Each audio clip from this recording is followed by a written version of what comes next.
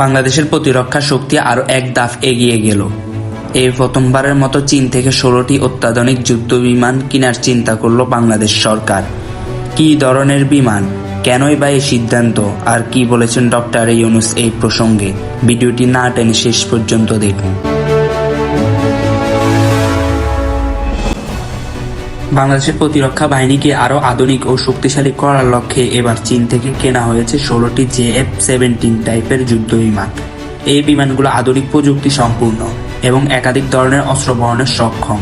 বিশেষজ্ঞদের মতে এই চুক্তি শুধু সামরিক দিক থেকেই নয়, কূটনৈতিক দিক থেকেও গুরুত্বপূর্ণ। বাংলাদেশ ও চীনের বন্ধুত্বপূর্ণ সম্পর্কের এক অনন্য নিদর্শন এটি। ডক্টর ইউনূসের মন্তব্য অনুযায়ী বাংলাদেশ এখন আর শুধু প্রতিরক্ষার জন্য প্রস্তুত নয়, বরং আকাশ সীমার রক্ষায় ও এক সক্ষম আধুনিক বিমান বাহিনী গঠন করেছে।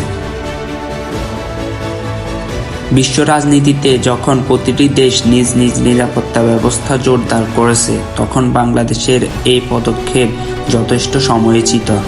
এই বিমানগুলো শুধু দেশের নিরাপত্তা নয়, আঞ্চলিক স্থিতিশীলতার দিক থেকেও বড় ভূমিকা রাখবে বলে মনে করেছেন প্রতিরক্ষা বিশ্লেষকরা।